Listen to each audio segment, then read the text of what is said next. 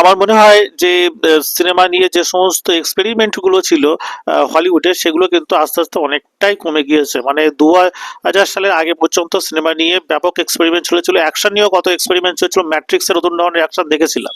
তবু এই লাস্ট 20 বছরের মধ্যে কিছু কিছু কয়েকটা সিনেমা আছে হলিউডে যেগুলো কিন্তু মানে একটা অন্য ধরনের অ্যাকশন কিন্তু এনে দিয়েছে, এরিয়াল অ্যাকশন এবং এরকম ধরনের যে অ্যাকশন গুলো সত্য এনে দিয়েছে। সাধারণত অ্যাকশন মুভি দেখলে আমার এখন যে ধরনের হলিউডে অ্যাকশন মুভি থাকে সেগুলো দেখলে আমার রীতিমতো ঘুম পেয়ে যায়। এই যে তিনটে অ্যাকশনের সিনেমার কথা আমি বলছি, এই তিনটে সিনেমা অ্যাকশনের আপনি দেখতে পারেন এবং তিনটেই আপনার দারুণ লাগবে এবং অন্যরকম একটা অনুভূতি আপনাকে এনে দেবে। প্রথম যে সিনেমাটার নাম করবো, এই সিনেমাটার নাম হচ্ছে গানস অ্যাকিম্বো। এই সিনেমাটা হচ্ছে ড্যানিয়েল র্যাডক্লিফের সিনেমা, যিনি আর কি আগে হ্যারি পটারের চরিত্রে অভিনয় করেছিলেন।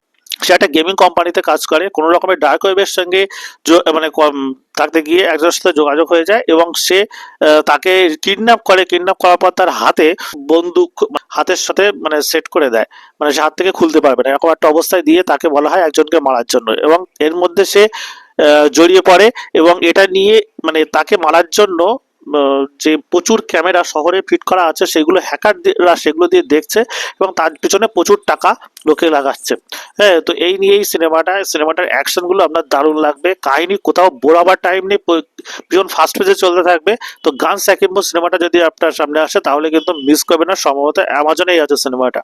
তো নেক্সট যে সিনেমাটার কথা আমি বলবো সেটার নাম হচ্ছে ক্রাঙ্ক। ক্রাঙ্ক সিনেমাটায় অভিনয় করেছে জেসন স্ট্যাথাম এবং এই সিনেমাটা আমি যখন দেখেছিলাম আমার অদ্ভুত লেগেছিল, অদ্ভুত টাইপের, প্রচন্ড পরিমাণে যৌনতা এবং অ্যাকশন এবং কি বলবো পুরোপুরিভাবে অ্যাডাল্ট সিনেমা বলা যায়। যে জেসন স্ট্যাথামকে মানে এমন একটা তার উপর এক্সপেরিমেন্ট করা হয়েছিল যাতে কোনো মানুষের সঙ্গে শরীরে তার ঘর্ষণ না লাগলে তার শরীরে চার্জ হয় না, এবং চার্জ না হওয়ার জন্য সে মরে যেতে পারে। তো সেই কারণে তাকে ক্রমাগত কিছু না কিছু মানুষের সাথে তার ঘর্ষণ করে শরীরে ডাইরেক্ট মানে বিদ্যুৎ দিয়ে তাকে চার্জ করতে হতো, তারপরে সে বেঁচে যেত। তো এরকম একটা, এবং সে কারা এটা করেছে তাকে ধরার জন্য সে পুরো সিনেমা জুড়ে দৌড়তে থাকে। তো ক্র্যাঙ্কের দুটো পার্ট আছে আবার, হ্যাঁ, 1 এবং 2, এবং আমার এই অ্যাকশনগুলো দেখে কিন্তু দুর্দান্ত লেগেছিল। এই সিনেমার অ্যাকশনগুলো পুরোপুরিটাই নতুনত্ব ছিল এবং মানে দারুণ মজার ছিল। ভায়োলেন্স তো অবশ্যই আছে। আপনার যদি এরকম ধরনের সিনেমা যদি পছন্দ হয়ে থাকে তাহলে অবশ্যই দেখতে পারেন ক্র্যাঙ্ক এবং ক্র্যাঙ্ক 2। তো এতদূর যখন আপনি ভিডিওটা দেখেছেন তাহলে অবশ্যই কিন্তু লাইক, সাবস্ক্রাইব এবং ফলো করতে বলবেন না।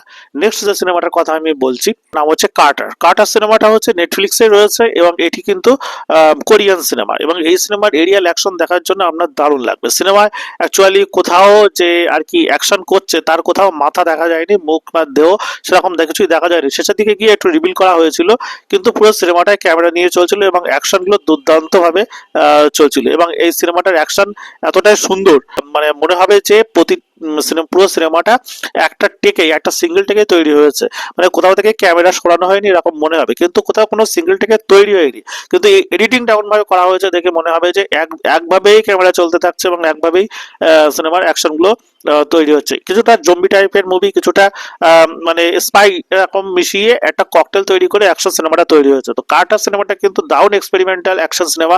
যদি আপনার মনে হয় দেখা তাহলে অবশ্যই অ্যাকশন সিনেমা যদি আপনার প্রিয় হয়ে থাকে তাহলে কিন্তু অবশ্যই সিনেমাটা দেখবেন। তো সিনেমা নিয়ে এরকম আরো ধরনের খবর পাওয়ার জন্য অবশ্যই লাইক, সাবস্ক্রাইব এবং ফলো করতে ভুলবেন না। ধন্যবাদ।